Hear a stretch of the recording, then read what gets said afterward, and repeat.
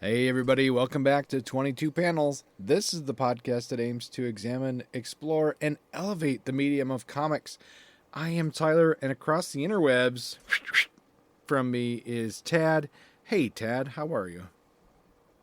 Uh, it, uh, it's been a week. yeah. It's been even more of a 24 hours. Um, yeah, My we'll get mom. into that. We'll get into that. Oh, go ahead. Oh no, Yeah. no, no! It's relatable to number C, so we'll just keep going here. Okay. So yeah, we'll get into that in a second. Let's actually hit the comic news. Both items are potentially good items. Boom, that reportedly has been trying to find a buyer for many years now. Mm-hmm. Sold and where this is probably good news is they sold to Penguin Random House, Yeah.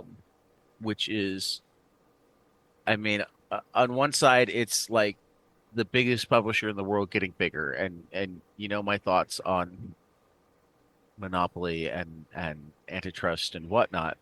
But on the other hand, it's not a comics company getting gobbled up by venture capitalists. No, Uh, no, they're gonna actually Penguin do a Random good House job. is going to be interested in making books. Right. Uh, they're not buying it to be an IP farm. They're not buying it to strip it for parts. They're buying Boom to make books. To publish. Yep. Um, there will be changes. There will wind up being redundancies in staffs. So, you know, unfortunately, some people are going to lose their jobs probably. Interestingly, a couple of the bigger editors at PRH doing graphic novels already. The head of the Random House graphic line, Whitney Leopard, and the head of the Inklore imprint, Rebecca Taylor, are both former Boom editors. So it sounds like Random House has been uh, picking up talent from Boom for a while. So uh, hopefully that means that what we see is uh,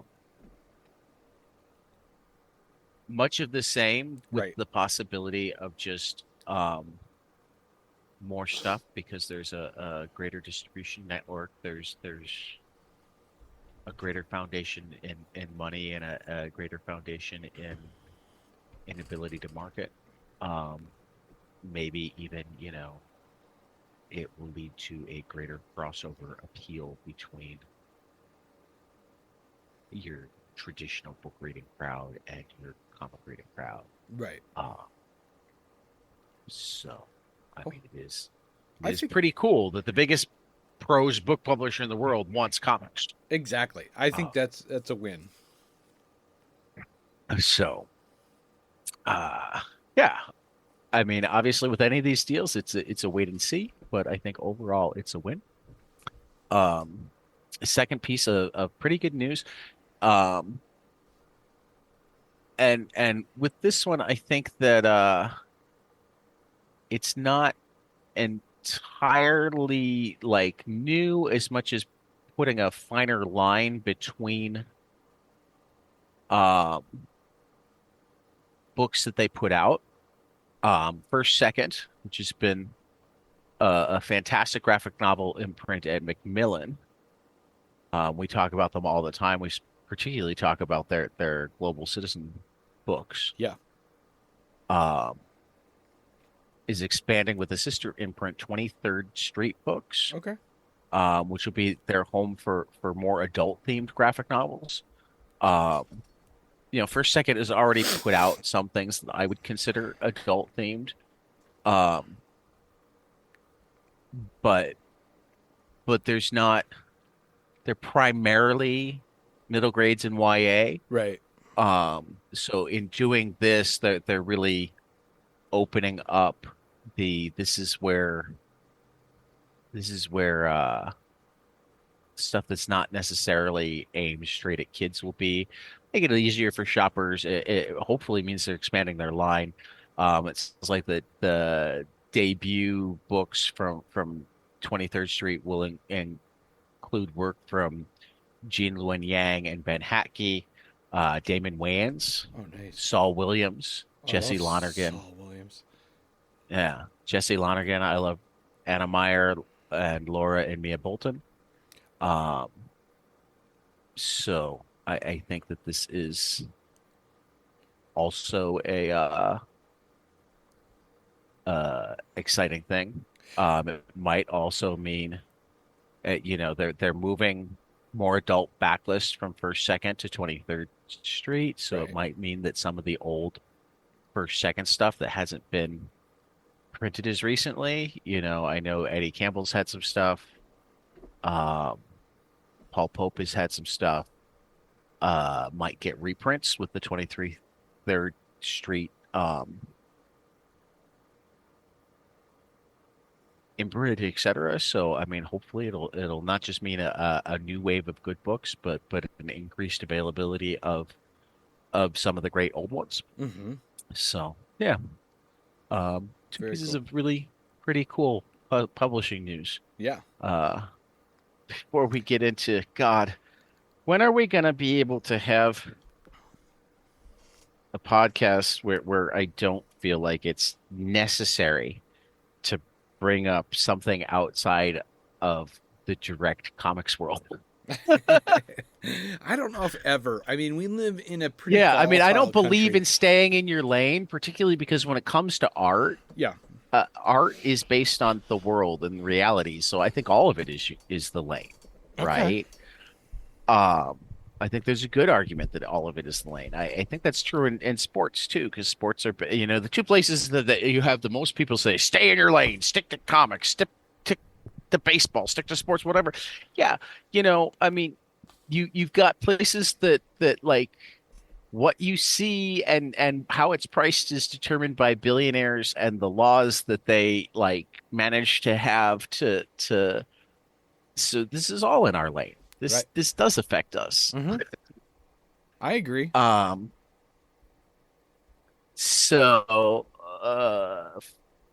48 hours ago when I wrote, or I guess 36 hours ago. No, I go, wow, only 24 hours ago. Yeah, I 24 saw it. hours I saw it ago, a day ago when you wrote your original letter C on here. all I was going to talk about was the New York Times, who have run a lot of things about how Biden should step away, Yes. finally put out a extensive editorial Mm-hmm. about the fact that Donald Trump is absolutely unfit for the office of president. Yeah. They broke it out into 5 categories: moral fitness, principled leadership, character, a president's words, and rule of law. And they wrapped up by saying election day is less than 4 months away. The case against Mr. Trump is extensive, and this board urges Americans to perform a simple act of civic duty in an election year. Listen to what Mr. Trump is saying.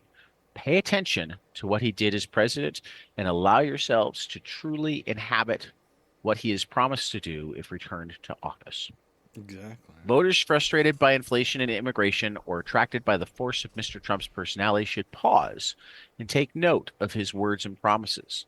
They have little to do with unity and healing and a lot to do with making the divisions and anger in our society wider and more intense than they already are.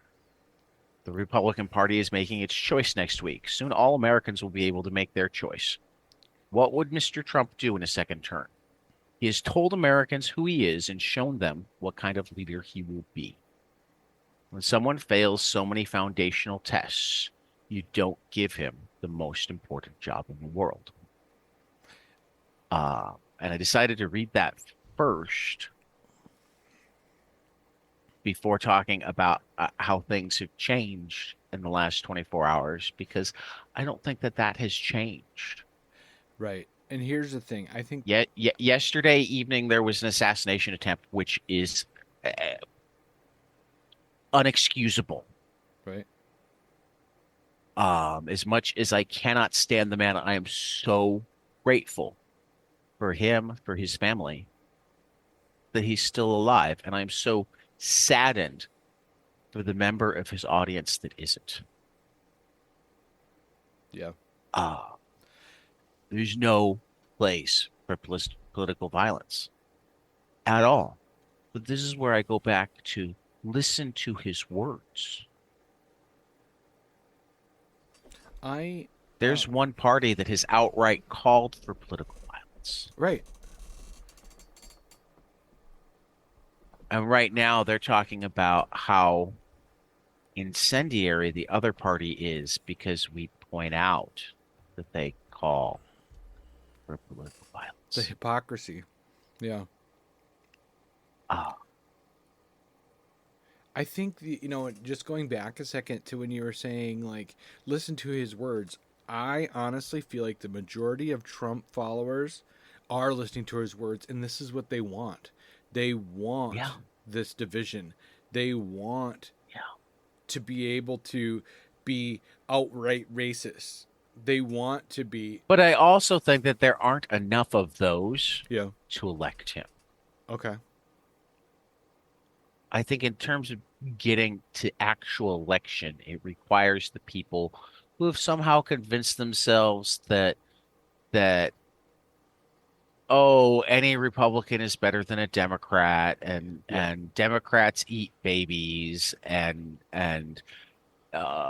anything that is even a little bit like socialism is automatically bad because the market is perfect, and I think that there is a I am willing to bet more than half of his voters, but it wouldn't need to be more than half of his voters for it to be enough to make it impossible for him to be elected. Yeah. Aren't voting for him because they like him. It's because somehow in their head, he's the lesser of two evils. I can see that. Yeah. Uh, what I don't understand is how anybody could manage to think that. Yeah. How do you get there? How do you get there based on? I mean, I don't really understand how anybody could think that Joe Biden is evil. I agree. Uh, I he agree. wants kids to eat. Oh my God. He wants you to have a job. What a bastard. He, you know, I agree. I mean, Yes, um, I agree with all of that. Like to uh, me, Joe Biden and is I he don't the even agree with everything that Joe Biden does. no, You know, I have problems with Joe Biden, 100% right. but his character isn't one of them. True. I agree with that. His basic moral fiber isn't one of them. Yep. You know. Hmm. Um, and it's hard for me right now to hear people with straight faces talk about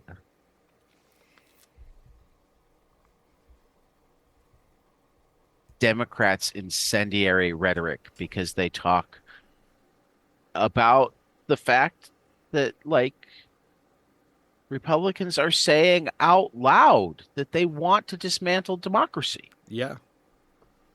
Exactly. That kind We're of not like making this shit up. no.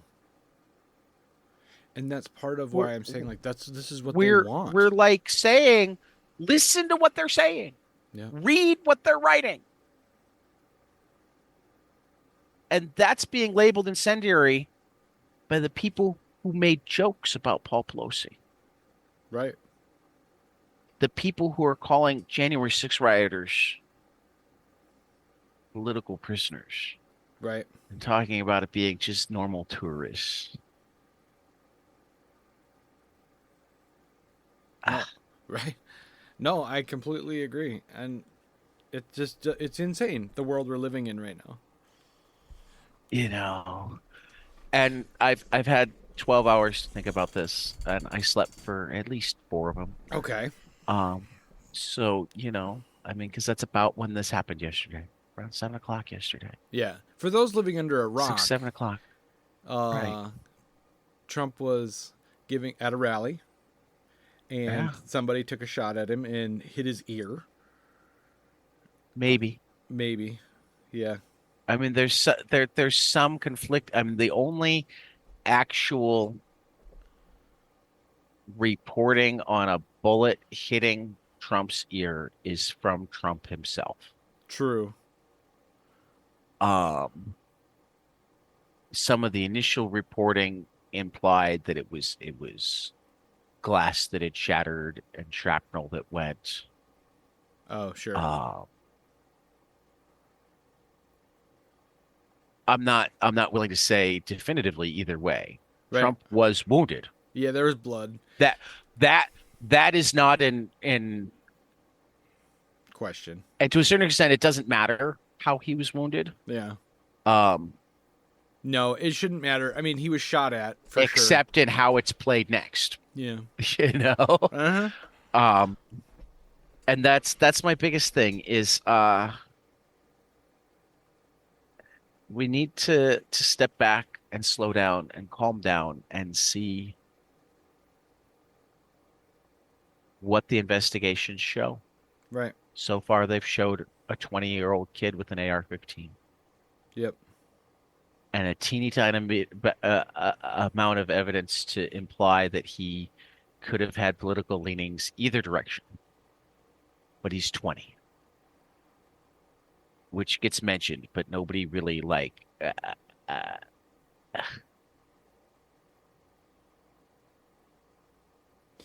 Do you feel like when you're 20, I mean, this is the biggest thing that I think is going to get lost. So I'm gonna say it out loud right now. When you're 20, you're a kid. Right. I agree. So whichever way he's leaning or whatnot, he hasn't been leaning long. No. If you're 25, you're a completely different person than you when you were 20. When you're 30, you're a completely different person from when you were 25. When you're 40, you're a completely different person from when you were 30. Almost always. I agree. When you're 20, you're generally different from when you were 19, and when you're 19, you think about how many evolutions the average teenager goes through. Think of how many goth kids that you then see in polo shirts or vice versa. Yep. Yeah, I agree. Because here's the other thing that I all but guarantee won't really get talked about. What the fuck was a 20-year-old doing with an AR-15? Exactly. And if he didn't have one, yeah, could this have happened? Let me ask you this. Do you think this was an official assassination attempt by one party or the other? I know we've talked about whether this was...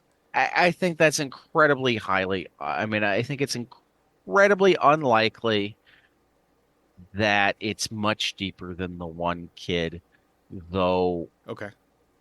No, that answers my question. Yeah, it's deeper than the one kid. But here's the one problem. Yeah. Secret Service is generally very, very, very good at their job. Yep. And it's not like this is I mean, I'm surprised the Secret Service wasn't on this route. True. So that is one of the biggest questions that needs to be answered is how does a kid with an AR-15 get a sight line on a presidential candidate? I agree. How did he get up there? What, yeah. That's the part that makes that's the part that makes it harder for me to believe that it's one crazy person. Mm-hmm. How did he get where he got with the gun? Yeah.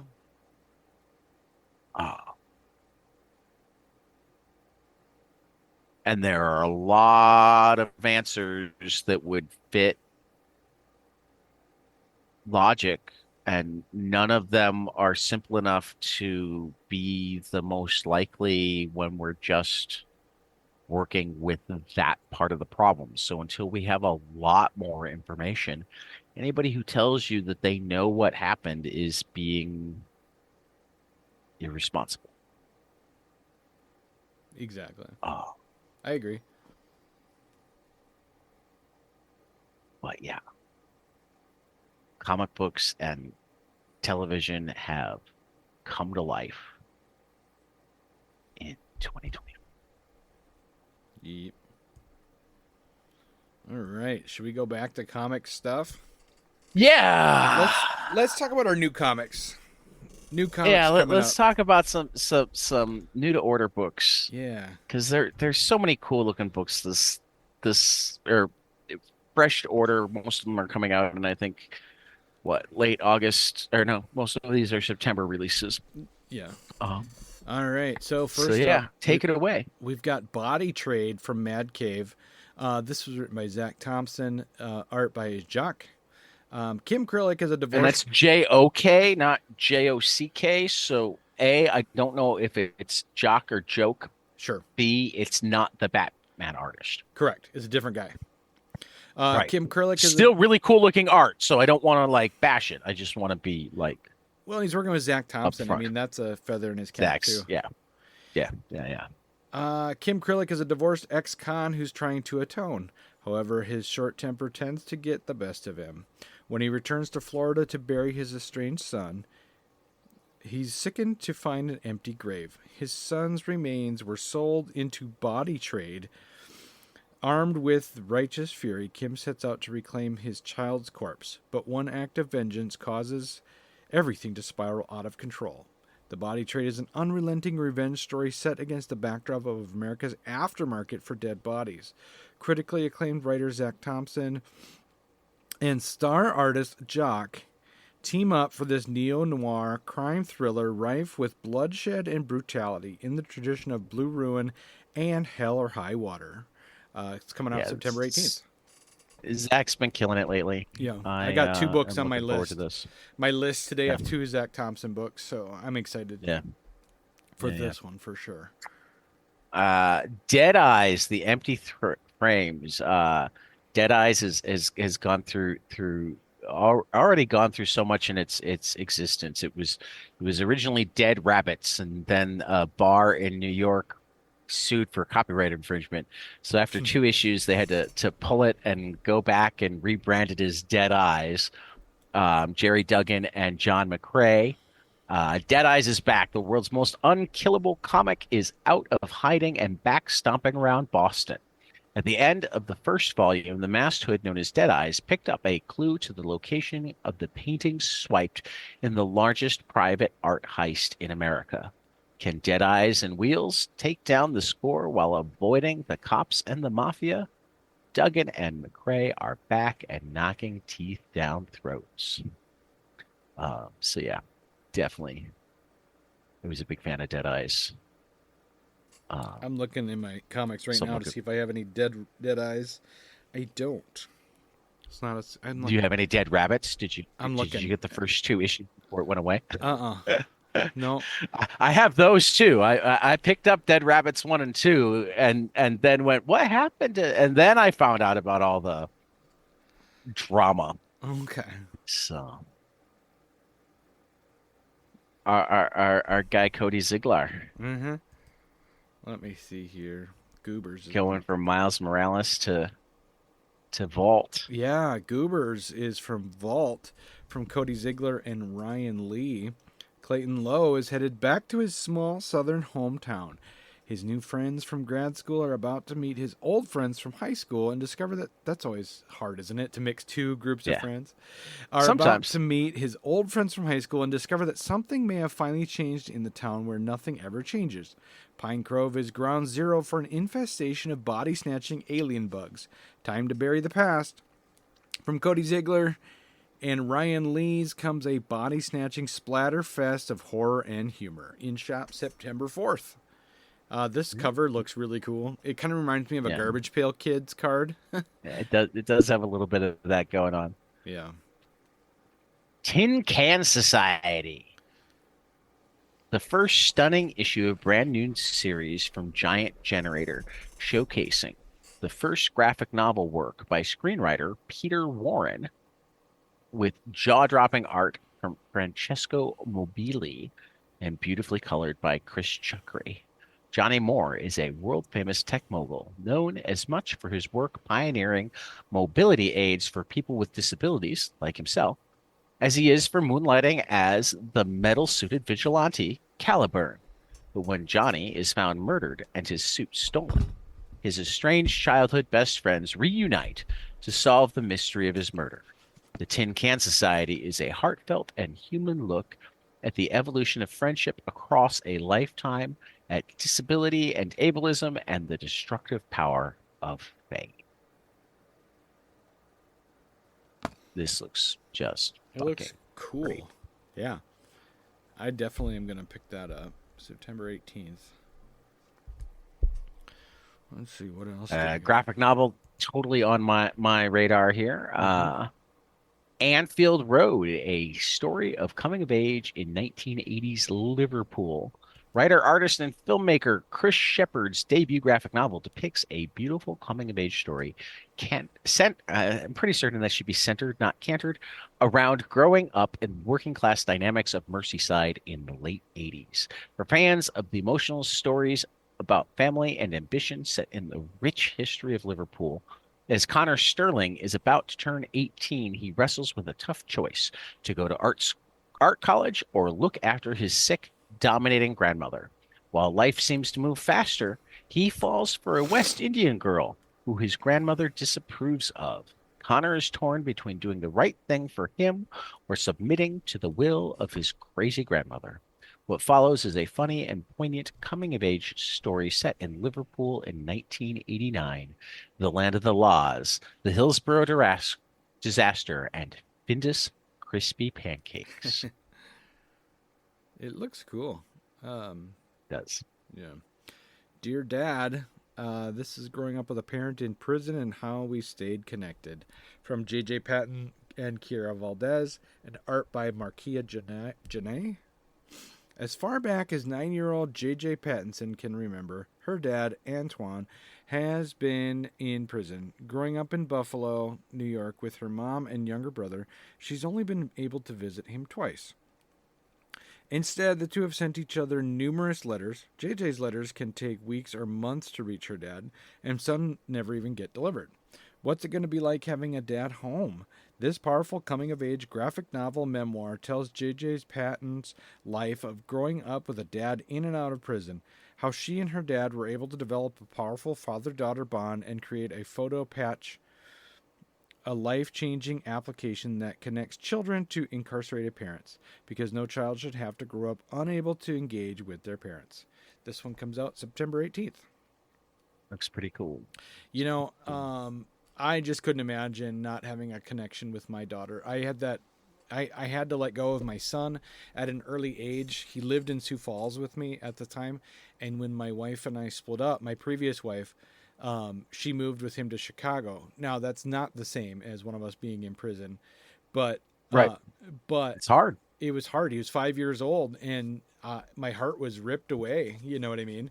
And I mean, I was only an hour away from my kids for most of their life, and that was a hard distance. It was. And so I've made the most of what I can do living where I live. But I still felt like I missed out on so much of his life. Right. And now he's going off to college. You know what I mean?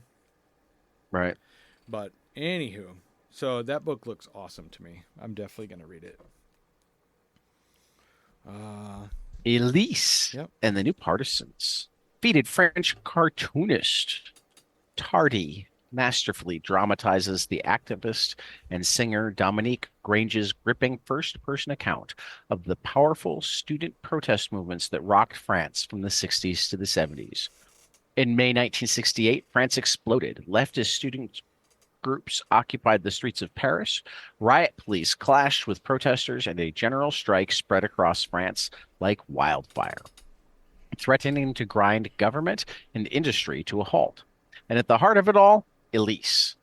10 years later, Elise came to Paris to try her luck in show business. While she met With success as a pop singer, she soon found herself radicalized by the Algerian War and the poor treatment of Algerian immigrants in Paris. For the next 20 years, she would join the fight against labor exploitation, social injustice, and racism in France, risking it all for progressive causes. The first-hand account of activist and singer Dominique Grange, Elise and the New Partisans, is an authentic and exhilarating glimpse into the front lines of the spirited social movements of late 20th century France. Drawn with typical mastery by legendary French cartoonist Tarde, this graphic novel resonates powerfully at a time when when the fight against injustice still rages. Fantagraphics I books like the in cover a lot September. with the black and white against the colored background. Right. That looks cool. Yeah. Very cool. All right. What do we got next? The Incredible Story of Cooking from from prehistory to today. Prehistory. I don't know why I said that. From prehistory to today, 500,000 years of adventure. Benoist, Simat, and Stephanie Douay are the creators of this book. For the first time, a graphic novel tells the story of humanity through the evolution of cuisine. As soon as humans mastered fire, they invented cooking. Did you know that sapiens invented steam cooking and freezing? That the Mesopotamians created soups, bread, beer, ovens? The gastronomy, how do you pronounce that? Gastronomy and tableware has been Gastronomy and gastronomy. tableware. There we gastronomy have been symbols of political power. I'm not feeling well. This is all Yeah, I get it. these great discoveries changed the world, but also the way we eat. From America, the conquistadors brought spices, peppers, potatoes. Portuguese brought the frying technique to distant samurai who made the first tempuras. These are the beginnings of globalization. In the 19th century, when the Industrial Revolution, capitalist cuisine emerged. It was the beginning of the food industry. In the 21st century, the organic and buy local movements are shown as a reaction against the harmful effects of this culinary and gastronomic standardization. To finish in style, find 22 recipes for the dishes mentioned throughout our story that you can make at home. This comes out September 11th. This looks really fun. It I does. think my wife would love this. She is such a good cook. She loves cooking and baking. I'm going to definitely pick this up and see if she's interested in checking it out. Yep. Some collections. A Child in Palestine from Verso. The cartoons of Naji al-Ali. Naji al-Ali grew up in the Palestinian refugee camp of Ain al-Hilwa in the South Lebanese city of Sidon, where his gift for drawing was discovered by the Palestinian poet Ghassan Kanafani in the late 1950s. Early the following decade, he left for Kuwait, embarking on a 30-year career that would see his cartoons published daily in newspapers from Cairo to Beirut, London to Paris. Through his most celebrated creation, The Witness Child Handela, Ali criticized the brutality of Israeli occupation, the venality and corruption of the regimes in the region, and the suffering of the Palestinian people, earning him many powerful enemies and the sobriquet, the Palestinian Malcolm X. For the first time in book form, A Child in Palestine presents the work of one of the Arab world's greatest cartoonists, revered throughout the region for his outspokenness, honesty, and humanity. The in shops September 18th, an introduction by Joe Sacco in Verso. Very cool. All right, Kill Shakespeare First Folio. This is by Anthony Del Cole, Connor McCreary, art by Andy Ballinger. From Pulitzer Prize-winning writer Anthony Del Cole and writer Connor McCreary, the beloved series that New York Times dubbed Dark Fun is back with the first folio edition that includes the first two original volumes. An action-adventure story that combines all of Shakespeare's greatest heroes and villains, including Hamlet, Juliet, Othello, Lady Macbeth, Richard III, and more. A grieving Hamlet flees his home but is soon attacked by pirates at sea. He washes ashore on the mysterious land of Illyria and is discovered by Richard III and Lady Macbeth, who offer the Dane an impossible bargain. Track down and kill an evil wizard, the to retrieve a source of power that can bring Hamlet's father back from the dead. The name of the wizard, William Shakespeare. In stores September 18th. That looks really cool. I like the cover of it. I've read the first couple of volumes of this. It's a cool story. I need to finish reading it. Mm-hmm. I discovered it and read parts of it back when we did our Shakespeare roundtable. That's awesome. That's cool. All right. Saucer Country. Let's see here. Saucer Country, the completed Saucer Country by Paul Cornell and Ryan Kelly. Saucer Country is a dark thriller that blends UFO lore and alien abduction with political intrigue, all set in the hauntingly beautiful Southwest. Experience the full story of alien abductee Arcadia Alvarado's campaign to be U.S. president and her search for the truth of what happened to her. In the comic that suggested there was Russian intervention in U.S. politics way before it was cool, this complete collection compiles the entire Saucer Country, Saucer State, and the all-new concluding chapter, Saucer Country, the finale. In store September 4th. Love the look I of the haven't cover. actually read this, but this has been on my radar for a long time, so Yeah. Definitely forward looks to cool. it as well. Mm-hmm. And then Ultra Heaven from Keiichi Koike. In the future, any mood you want is just a pump away. People flock to legal pump bars, where licensed medical professionals known as bar doctors prescribe their customers with perfect pharmaceutical blend. But when the standard dosage isn't enough, our protagonist, Cub, turns to an unauthorized source. The results have to be seen to be believed. Rendered in richly detailed, clear line style, this psychedelic sci-fi manga tears apart the basic fabric of reality. What is the truth, and what is a dream? From Last Gasp in mid-September. Cool cover. It looks really neat. Pretty trippy cover. Yep. For sure. So, some final order cutoff. Convert #1 from John Arcudi and Savannah Finley at Image. I read up on this yesterday, and I've managed to completely forget. But John Arcudi's done a lot of BPRD, so it looks cool. Mm-hmm. Yeah. Cruel Universe #1, the first of the E.C. Oni sci-fi anthology comics, with work from Karina Bechko, Chris Condon, Matt Kint, Ben Winters, Jonathan Case, Kano, Artyom Topolin, and Caitlin Yarsky. Dying Inside, the graphic novel from Hannah Klein, Fallout Boys, Pete Wentz, and Lisa Sturl from Vault. Houses of the Unholy, the next graphic novel from Ed Brubaker and Sean Phillips. I've read the advanced copy of this. It is fantastic. They continue to kill it. Final orders this week. Sir, #4 from Fellhound. I need to read this. I've got it. We've got it in our mailbox. We're talking to Fellhound before the book comes out, and it looks like a really cool book. We both looked at it last month. Mm-hmm.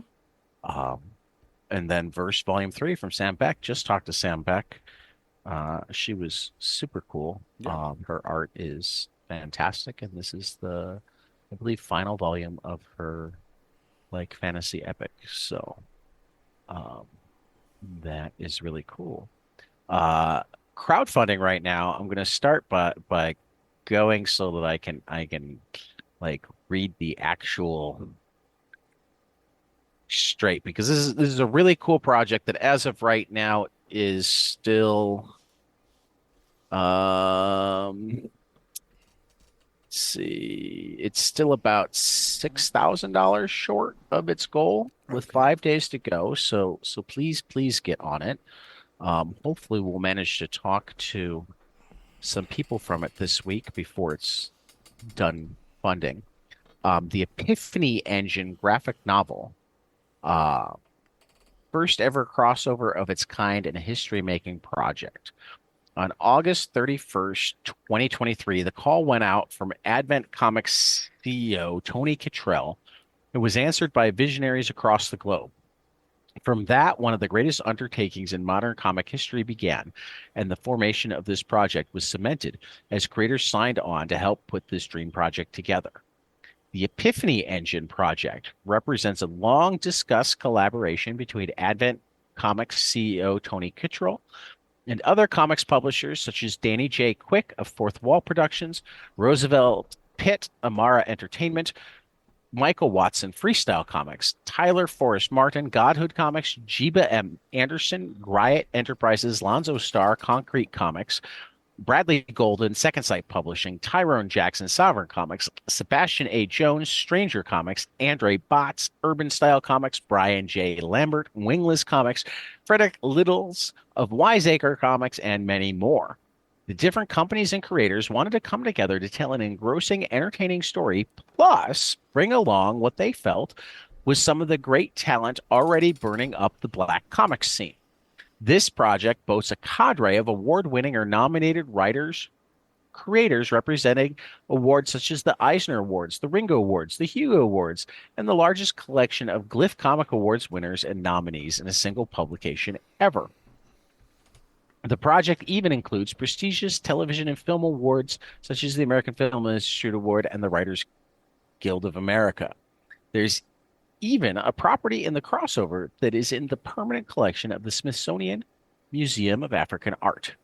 We invite you to join us, support the campaign, and follow along on the exciting journey of struggle, loss, perseverance, and the celebration of family. To one and all, we proudly bring you to the Epiphany Engine.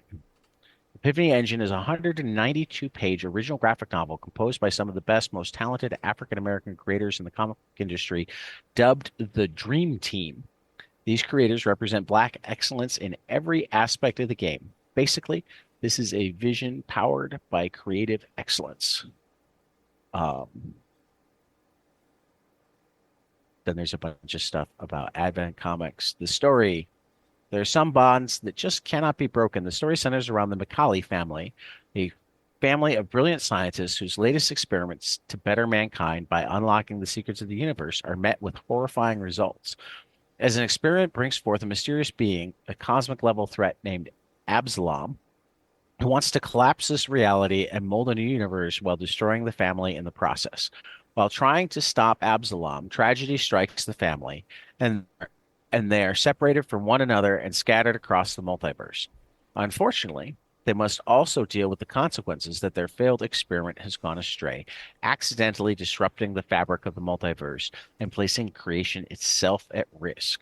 The family must save not only themselves, but existence as we know it as well. Consequently, the rupture has brought great beings of power to action.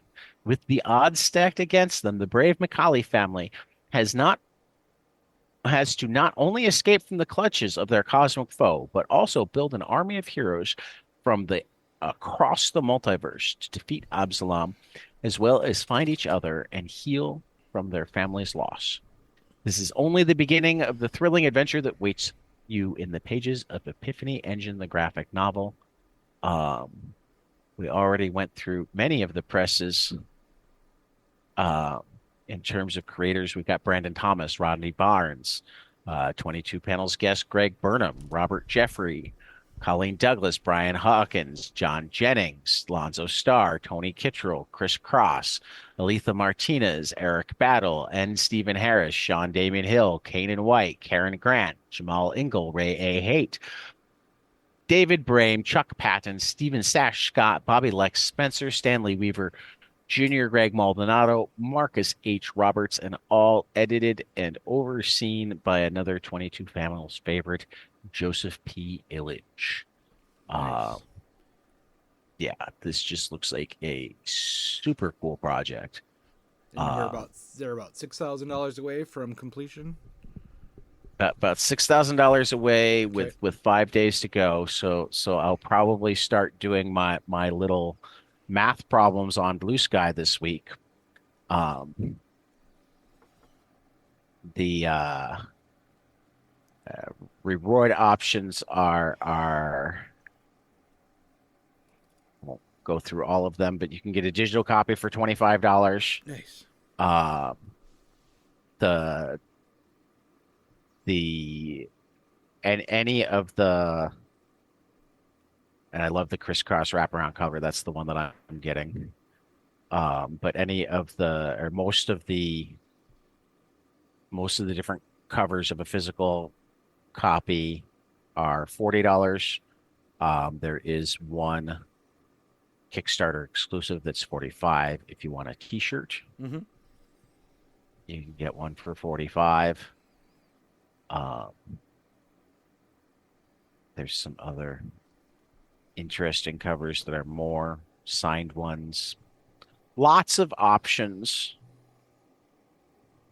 Well, apparently there's an interlocking cover set. I hadn't even seen that. That's cool. That would be cool. Lots of ways to support. Have you ever collected everyone from a interlocking connecting like cover set? Have you ever done that? With floppies, yeah. Yeah. I can't imagine doing it with a graphic novel. No. Where I'm paying $40 for each of them. In fact, actually, recently I the what do Matt Rosenberg and Tyler Boss call their press? I forget what they call it right now, but I can't remember. their store had a sale where you could get the first 6. What's the furthest place from here? Interlocking max or map covers Oh, cool. for $20. So I jumped on that. Oh, I for sure. recently bought all of those together. Well, that's worth it. I mean, for $20. Yeah. Right. I mean, that's pretty much the way it happens with me. Either I decide that it's going to be the one cover that I get when it's coming out, Mm-hmm. or I see a whole set together at a reasonable price. Sure. So, Cool. yeah. What else? So, in also crowdfunding? crowdfunding, we've got the After Realm Volume 1 from Michael Avon Oming and Taki Soma through August 1st. House of Bartolo, the toy theater and illustrated booklet from Alex Schrader and Chris Schweizer. And Tyler should have my conversation with the two of them up probably by the time this airs. Is kickstarting through August 8th. And that was such a fun conversation. I'm sorry you missed it, Tyler. 1000 from Sanford Green, Chuck Brown, and Russ Wooten is on Zoop through August 8th. Hopefully we'll be talking to Sanford Green between now and then. And Junior number 2 from James III, Timothy Geathers, and Rule of 3 is on Kickstarter through August 11th. You can also pick up issues of Junior number 1 with art by regular 22 panels contributor Marcus Kwame Anderson. Nice. That's cool. Yeah. All right. So what'd you love this week, Tyler? Oh my God, I loved the new X-Men. Did Usually I will refrain from my love of X-Men on the show because it would be every week. You don't have to, man. Anyway, so I'm sorry if you feel like I've shamed you into like not loving the X-Men publicly. You're allowed to love the X-Men publicly. It would be every week where I would pick an X-Men comic book because I love. Well, I would beg you to try to stick to one X-Men comic book a week, unless there really are 3 that stand heads and tails above everything else. Yeah. I get you. But this week, X-Men number 1, they're rebooting after the Krakoan age has ended. And, we knew that from the beginning that it was going to be a 5-year run. I think, I'm lost his name. Who is the guy who spearheaded this? Jonathan Hickman. Yeah, Jonathan Hickman. He said from the beginning that it was going to be 5 years. And, true to his word, 5 years, we're rebooting again. And X-Men number 1 was really good. Jed McKay and Ryan Stegman from Marvel. Cult of Lamb number 2 from Alex Packnadel and Troy Little from Oni was really good. I discovered that I do have digital copies because of my Kickstarter. I just haven't read them yet. Okay, so Cult of the Lamb is a cult. but I've got them ready to read. Yeah. So the premise is this lamb was slaughtered and went to hell, and then he was sent back to Earth to start a cult. And it's really hilarious. I'm really in love with it. And then Falling in That Love on does sound pretty cool. Falling in Love on the Path to Hell #2 from Jerry Duggan and Gary So Brown good. is really good. I love Jerry Duggan's writing. Or Brown's art is just ridiculous on this too. So it's I so mean, good.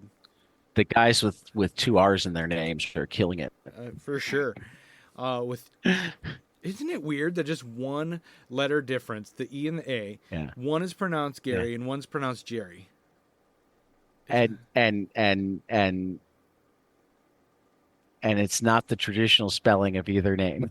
No, not at all. All right. So, Tad, what did you think was amazing this week? I loved Beyond Real #5. Zach Kaplan, like, completely landed the ending here. I love it too. It was so good.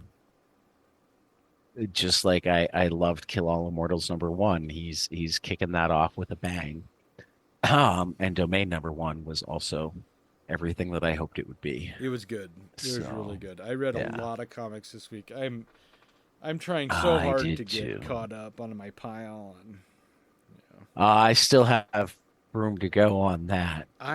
you know what, I made so much such a big dent in my pile that I forgot which ones came out this week and which ones didn't. I had to go back and look them up and and I'm like, I've had times like that. I'm like, I want to talk about this book, and I'm like, oh wait, that came out 2 weeks ago. Yeah. Oh well. I suppose we should talk about our great responsibility, One Piece. This is Yeah, you're catching me some more. week 5. I think I only read what, 9 chapters? It's tough when there's so much good stuff to read. Like we said, we just had a full week, and then on top of that, Well, and I kept having like the world crash in on the times that I'd set aside to read One Piece. here's the thing that I noticed, because I'm not feeling well this week. I don't know if you can tell from my voice, but I'm congested. Here's how I could tell that I was not feeling well. I was reading One Piece, and you have to flip the pages the opposite way of a standard American comic book, and You kept flipping the wrong way. Yeah, as I was reading, I kept noticing, I'm like, this sounds so familiar. Plus, I was reading it backwards because I'm reading left to right. Right. And I was under the weather, and I'm just going, this makes no sense. What the hell is going on? And then I realized I was reading everything backwards. And it was funny. So what do you think of Vivi? I love her. I do too. Yeah. And have you got into the Snow Island? Mm-hmm. Yeah. Do you think? Okay, I'm still on the Snow Island. So the Snow Island is an long. extended stay. Yeah. Well, I love the idea that they've got to basically zigzag their way from island to island to make it through. I think that was a really cool idea what they did with the compass not working right after they, because I started this chunk from last week to this week. Last week I was at where they were in the whale. Right. That's where I ended, where they got to the whale. And then, Well, that's right. You did get through the giant fight, though. What'd you think of the giant fight? I thought it was cool. That was awesome. Yeah. That was so cool. Yeah. I love those giants. I was disappointed that they didn't wind up joining the crew. Yeah. Luffy is funny because he keeps, or Luffy, how do you pronounce it? I should look on the anime. I think it's Luffy. Okay, Luffy. Well, I watched the trailer for the live action. I think it was Monkey D. Luffy. Okay. Luffy's funny because he always wants to hire the wrong person, right? He always thinks they need a musician when they need a doctor. He always wants to. Well, recruit. I mean, I think it's going to turn out that the musician's much more valuable than we expected. Okay. I mean, I haven't gotten there. That's just because he also always seems to have a knack for being right when he needs to be. I know. Isn't it crazy? He just doesn't care. Right. About the especially like I know it was last week, but the going up the mountain, right? Up the Yeah, mountain with the oceans converging to, that was hard for yeah, me to visualize too, honestly. yeah. Well, I mean, A, that's why they had a picture, Mm, and B, that's why it's a comic. mm, Physics don't have to apply. no, Even more than movies, physics don't have to apply. no, they don't. Uh, I'm Um, I can't wait to get further, like in the thousands, and see where this story goes, because even well, from there aren't thousands. It's going to be over before we even get to 1500. I know, But but but when we get to the thousand, right? When we get to 1,000, right. like what that will be like for story, because so much will have Yeah. I passed. I'm yeah, I am so much is so little. I mean, this is actually something that came up talking with Chris Schweizer yesterday, is that like one of the things that can be cool about manga is the way they'll stretch out a moment. Is that cool though? Because like I thought that this uh like you were saying, the snow I mean, island is gonna I take don't think it's forever. always cool. Yeah. There's certainly times where it's cooler than others. But like you get to tell so much of a story while at the same time um doing the action, I so agree. it's like having a monologue while fighting. Yes, I agree. um I just thought the battle with Arlong at Arlong Park was so I mean, long. it's kind of like working in Matrix time. Uh-huh. You're right. It is slowed down like that, where you're seeing everything, and then it jumps back and forth between, maybe Right. like Usopp's perspective, and then Luffy's perspective, and then maybe Right. it's Zolo's perspective. Yeah, it is kind of cool that way. I love how Zolo is in love with every woman he meets. No, not Yeah. Zolo. Sanji. Sanji. I Sanji. have a Sanji keychain now Do you? because I discovered. Yeah, it's in my car. I forgot to bring it to show you. But at Target, they have. I don't know if they're Pop or some other brand, but they're similar to Pops, and they're blind bags, and they've got one piece ones Okay. where you can get the figure with the big head and the smaller body, and I got a blind bag, and I wound up with Sanji. Nice. He's become Yeah, one of my favorite characters. I love his I suit. like him. I I like think his. Luffy is still my favorite, though a character that I don't think you've met yet, but will soon. Have you met Chopper? No. Okay. A character that you will meet soon is already starting to give Luffy a run for his money Okay. in terms of how much I like him. Wow. Okay. Um, yeah. Nice. Well, So One Piece is going great. I think we're on a good trajectory for getting we're this on a good done. pace. Yeah. Yeah. I mean, Um. particularly given all of the other things that we're managing to cram in while we do it. Mhm. Mhm. I think we're on, I mean, 5 weeks for, I mean, I'm doing 30 chapters a week. You're doing a little less than 30 chapters a week. I did That's 20 like, some this week. Yeah.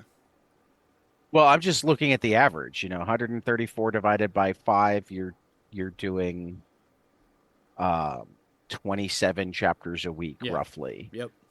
150 divided by 5, that's 30 chapters a week. Yep. You're right. You know, um, that's when you consider that a chapter is essentially as long as a comic. Yeah, that's true. Um, Now they move faster because they're not as wordy as really any American comics. They do. Yeah. Um, but it's still like a legit time, particularly because we both read like at least 10 new release comics and stuff for interviews that we have coming up. I And know.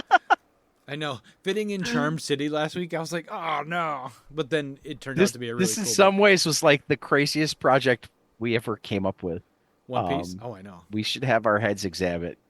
I thought going through all the Marvels was crazy. But Yeah, but at least we set that at a specific pace. Here we're like, let's race. here we're like, go. Or Just go. Yeah, yeah, let's go. Um, I know. I'm reading it. but I still like it. I do too. I'm reading it on the toilet. I'm reading it. I make my wife drive places now when we go places so I can read in the car. Um, Right. and I read it on both my iPad and my phone. I same. always have it. I always have it up on my phone. So if I have like even like a minute where I'm waiting, I'm reading like a page or two. Same. I forgot my iPad when I went somewhere, and then I was like, oh, I was working at the library, and at the library, I'm encouraged to read when time is slow, you know. And Right. so, I'm like, damn it, I forgot my iPad, and I was gonna have my wife bring it You down to didn't me. go to see if they had the volumes? We don't. No, we don't. Oh, that's a shame. Yeah. So then I didn't have my iPad, and so I was gonna have my wife bring my iPad down to me, and then it just like dawned on me. I'm like, I could just read my phone because it is on there, Right.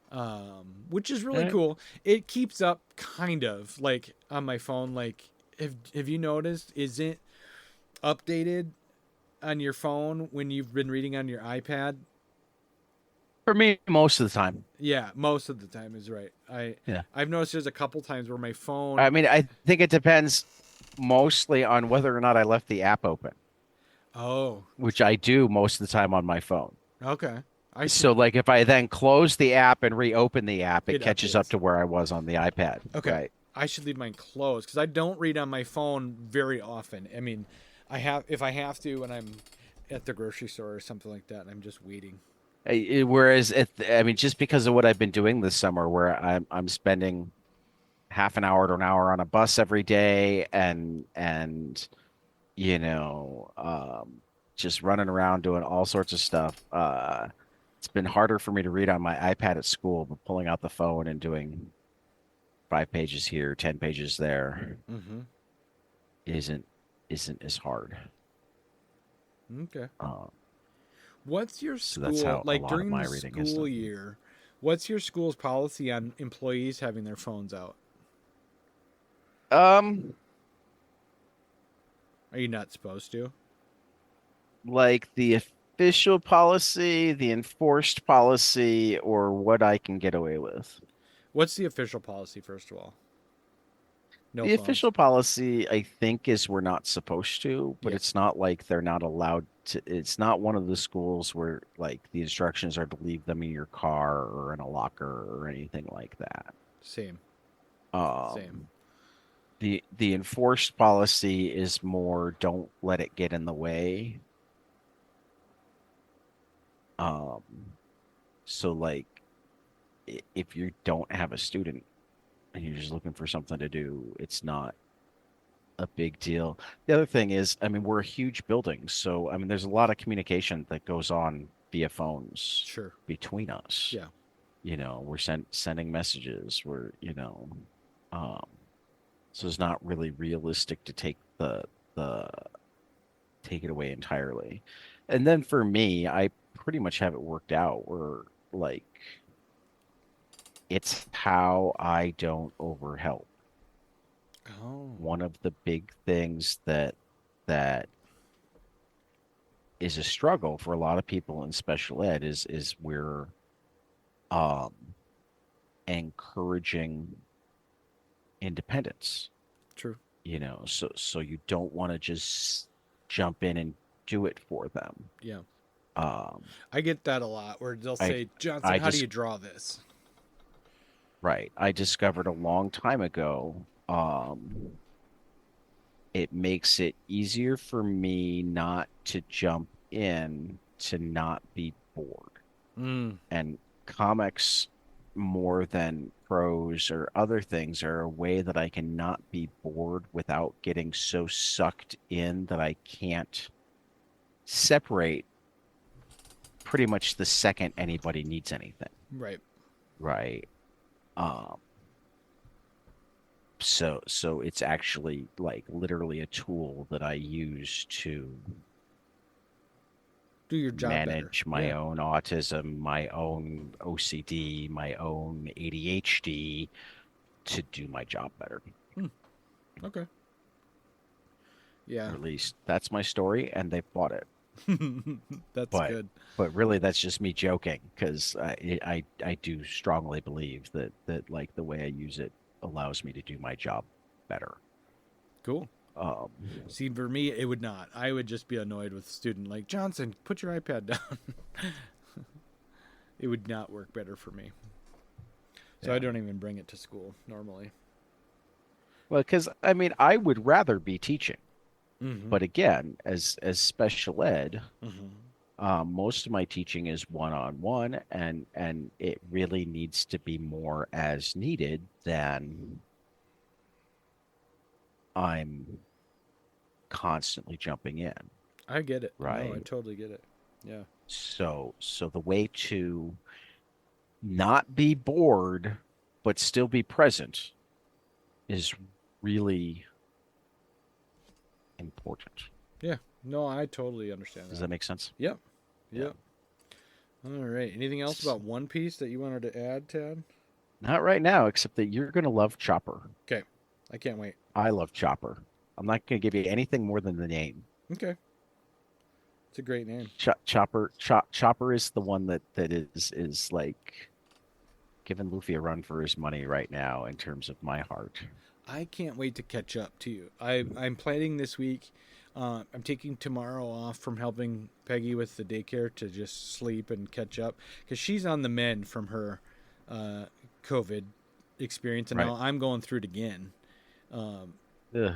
I know, so I'm going to get a lot of reading done tomorrow. I'm hoping to catch up. So, yeah. Anywho, Tad, what did you hope will be spectacular next week? There are so many good books next week. There are. It was like really, really hard to decide. Mm-hmm. Um, but I'm going with Plastic Death and Dolls #2, Mm-hmm. the second issue from Doug Wagner and Daniel Hilliard's prequel to everybody's favorite serial killer.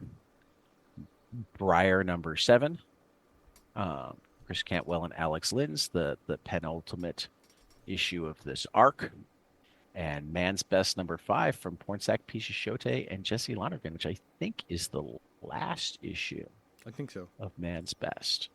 Yeah. So yeah, very much looking forward to it. But we also got Wonder Woman, What's the Furthest Place from Here, Undiscovered Country, Rifters, Star Trek, Star Wars, Psychodrama Illustrated, the first Kelly Thompson Powerpuff Girls, the first Stephanie Phillips Phoenix, I forgot about Powerpuff the Girls. last Joe Matt Peep Show, more My Bad, more Mugshots, more Mammoth, more Lawful. So, yeah, there's a lot of good shit. Mm-hmm. I'm going to be picking up Paranoid Gardens. This is the new one from Gerard Way and Sean Simon and Chris Weston. Yeah, I'm a big fan of Gerard Way's comics. Not really his music so much, but his comics. And Paranoid Gardens looks really cool. Usagi Yojimbo, I'm always going to pick that up. The Crow, I should just stop putting it on my list because I'm always going to pick it up. The Crow #4 from Stan Sakai from Dark Horse. And then Witchblade looks really cool. Witchblade #1 from Marguerite Bennett and Giuseppe Cafaro. Never got into Witchblade, Yeah. but I do like Marguerite Bennett. I do too. Yep. And so that's from Image. So. But there's so many good books coming out this week, including some that I'm like multiple issues behind already, Mm-hmm. which has nothing to do with them not being great. Yeah, I'm same That's thing. when I get really, really frustrated when it's like, no, I love this book. I'm not behind because it's not like not good. Yeah. ripping me. I'm Napalm behind Lullaby is because Napalm there Lullaby are is so one of those many for me. fucking good books. Yeah. Also, I'm the same way with My Bad. I haven't read anything from Escape from Peculiar Island yet. No, I got caught up on that, but not until the second issue was out. Okay. I think I'm an issue behind on I Heart Skull Crusher right now. Mm-hmm. When it comes to like Batman and Daredevil, I think I'm like 3 issues behind on all of them. Yeah, I'm really behind on all of my with X-Men stuff. I jumped the gun on Right. X-Men #1. I have a number of X-Men comics before that I just said, you know what, I need to Yeah. read X-Men #1 because it's awesome and I want to talk about it Well, on and the I show. can't wait for X Factor #1. Can't wait to talk X-Men with Mark Russell I can't either. I am very excited and for Bob that. Quinn. That's gonna be fun. It's That's funny. gonna be fun. It's fun. I'm glad you did that for Tuesday night, the 23rd, because Oh, I knew it had to be a time that you could do it. I wasn't gonna do an X talk without you. and then because I forgot to mention on the 24th when you said or the 24th, I think that Right. I'm going to Primus that night. Oh, Yeah, well then it worked out even better. yeah, I'm going to Primus on the 24th, so I'm super excited about that. And then I looked at the schedule. I'm like, oh, thank God he made it for the 23rd. Yeah, no, I mean, I know that we have the agreement now that I schedule and you come when you can. But I still think I know you well enough to know the times where that's not quite true. Yeah, yeah. The earlier times I just can't make because I'm daddy daycare this summer and it's going Right. gangbusters for Peggy and I. We have been doing great. We work really well together. Anyway, we're not done with our daycare till 5:30. So, Right. yeah. Anywho, anything else for the good of the order, Tad? I I don't think so. I think I'm good. I think we're good. All right, everybody. Thanks for tuning in. Check out our Patreon. We always appreciate the help there. Like, comment, subscribe to the podcast, and we'll catch you guys after the next page. Later. Hey guys, this is Tyler from 22 Panels. I'm here to tell you all about our Patreon. If you enjoy this show, please consider donating to our Patreon to keep this show going. We have many different tiers, all different levels to help you decide what's right for you. Okay, so get on out there to patreon.com/22 Panels Podcast.